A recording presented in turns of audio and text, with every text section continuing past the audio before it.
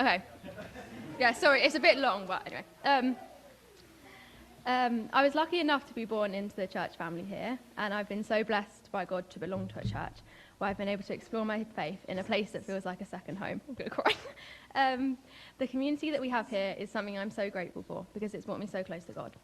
I'm also lucky enough to have a family that has taught me everything I know and shown me every day what Jesus has done for them and what he can do for me too. From late night chats on the sofa with mum, all about the big questions, to learning new verses with dad that I'll carry with me forever. My favourite is Matthew 6:34. Do not worry about tomorrow, for tomorrow will worry about itself. I'm thankful every day to have a home where God is a centre, but also someone with the space for me to work out for myself what I believe. At church and at home, I'm surrounded by kind and Jesus-loving people who put Christ first. And that has meant I've been blessed with a simple testimony, but long, because all I've ever known and witnessed is the love of Jesus. The first time I remember committing to Jesus was at Holiday Club. I can't remember the year, but I know I was really young. I've always been the sort of kid who believed things easily, maybe too easily, but I was very proud to have stood up and become a friend of God that day. A year or two before COVID, we took our first trip to Spring Harvest, and I remember being completely in awe of everything, especially the atmosphere and how everyone around me was so on fire for God. When COVID hit, I ended up starting a little prayer journal, and I actually found that book last year and saw that every single thing little me had prayed for 5 years ago had been answered. I think we all would benefit from having a little more of a childlike faith. When COVID ended, I was old enough to start Cares Extra, now Revive, and I've loved going ever since. Again, having somewhere where I could ask all my endless questions about Jesus, where I could read the Bible and meet with my favourite people every Sunday night, became a foundation for my faith. I pray everyone can find a space like Revive, where you can ask and learn and pray with your friends and eat Sally's chicken nuggets. Jen and Simon's support has been so amazing, and I come home from Revive excited to share the good news of Jesus throughout the rest of my week. I also started volunteering at Friday Kids at the start of 2024 for my Duke of Edinburgh, but they couldn't get rid of me and I never left. Friday Kids ended up teaching me so much about God, and I just love seeing all the kids learn more about Jesus too. Sometimes the biggest blessings are in unexpected places. Whew. At the end of 2024, it was mock GCSE time, and I was the most anxious I'd ever been for lots of different reasons. Everything felt scary and unpredictable, and the only place I could find true peace was when in prayer and listening to worship music. It was during this time that I properly felt God's presence, and he helped me feel less stressed. Worship music is powerful stuff, and definitely brought me closer to him, especially at that time. God has been with me in the brightest and the hardest times. I literally used to cry in prayer about the unknown. When I look back, it's so clear that God was working through it all.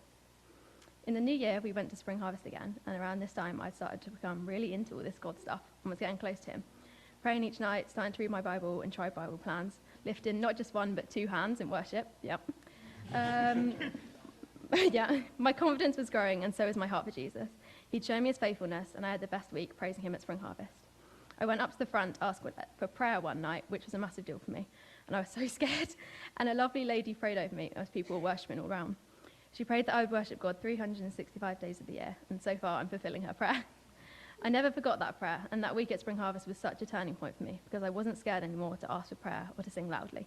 And I realised that I really loved Jesus and I really loved worshipping him.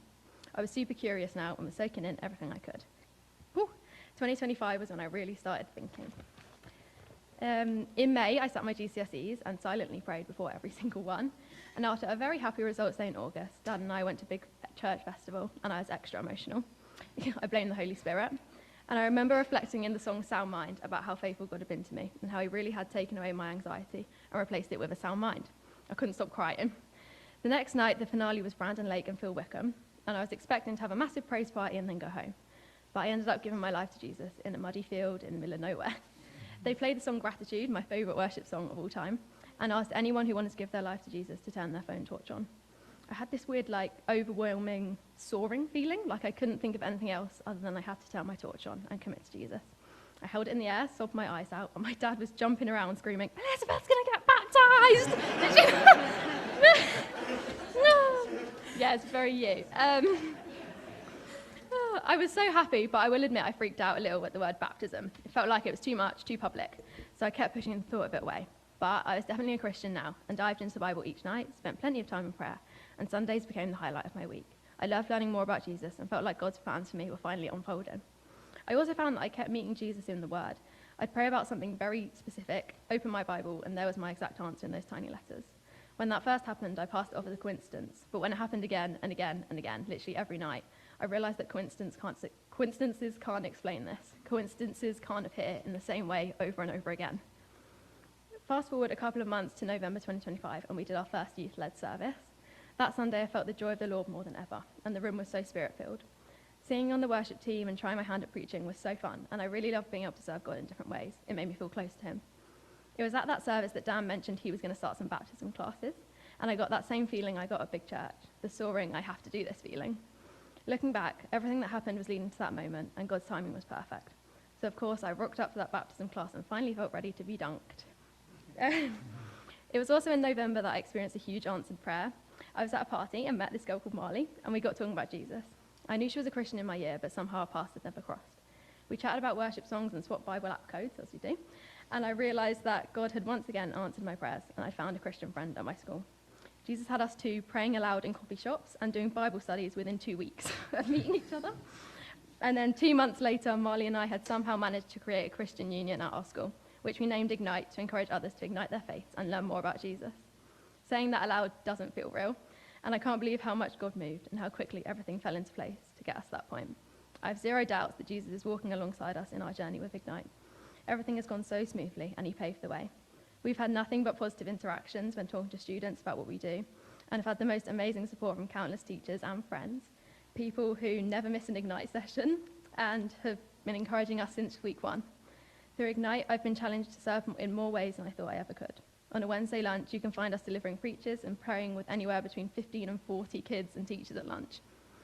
If you told me a few years ago that I'd be spending my spare time planning what I'm going to preach at a Christian union that I helped to lead, I'd either laugh at you or have some sort of nervous breakdown. I owe everything that's happened to Jesus. For Ignite, God is pushing me and challenging me in my faith, and I felt so fulfilled being able to proudly share the good news of Jesus at my school with one of my newfound closest friends. Looking back, I describe what Jesus has done in my life as a lot of little miracles. He's been faithful in every storm and comforts me and fulfills me in ways that nothing else ever has. He has shown himself to me in the little things and the big things. When I'm happy, I look to Jesus. When I'm stressed, I look to Jesus. When I'm unsure, I look to Jesus. It's not failed me yet, and I know he never will. He's also shown me that he really can use anyone. He's my best friend, my joy, and my rock, and where I find hope and meaning. I can do all things through Christ who strengthens me, and I'm so excited to finally get baptized and give my life to him.